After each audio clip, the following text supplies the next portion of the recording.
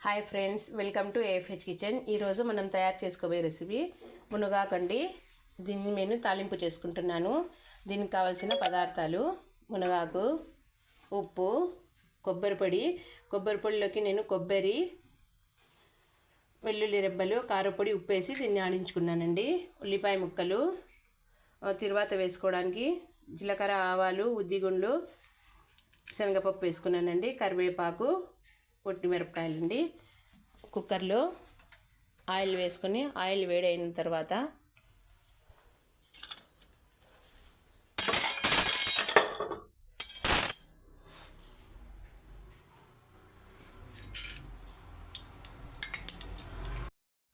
Oil వేడైందండి. ఇందులోకి పోపు దినుసులు వేసుకున్నాను. ఇప్పుడు దీన్ని లైట్గా ఫ్రై అయినాయండి. ఇందులోకి కరివేపాకు, ఎండుమిర్చి కూడా వేసుకున్నానండి. ఉల్లిపాయ ముక్కలు కూడా వేసుకున్నానండి. వేసి ఇవి కూడా లైట్గా ఫ్రై, కొద్దిగా ఉప్పు కూడా వేసుకుంటున్నానండి. వేసి 2 minutes కుక్ చేసుకుందాం.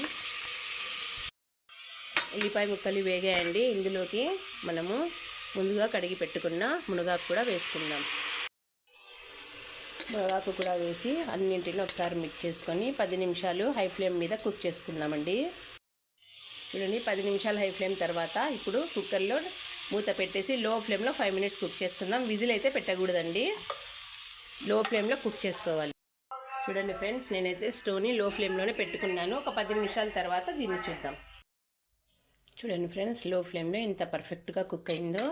ఇప్పుడు ఇందులోకి కొబ్బరి పొడి వేసి సర్వ్ చేసుకుందాం. చూడండి ఫ్రెండ్స్, ఎంతో టేస్ట్ అయినటువంటి, ఎంతో ఆరోగ్యకరమైనటువంటి మునగాకు అండి. ఇది ఇప్పుడు కాలంలో డయాబెటీస్ ఎక్కువ ఉన్నోళ్ళు ఈ విధంగా చేసుకుంటే దీంట్లో ఉండే క్యాలరీస్ అన్నీ బాగా వస్తాయండి. తినండి, ఆరోగ్యంగా ఉండండి. నా ఛానల్ని లైక్ చేయండి, సబ్స్క్రైబ్ చేసుకోండి. ఇందులో ఉన్న విటమిన్స్ అన్నీ పర్ఫెక్ట్గా ఉండాలంటే ఇలాగే కుక్ చేసుకోవాలండి.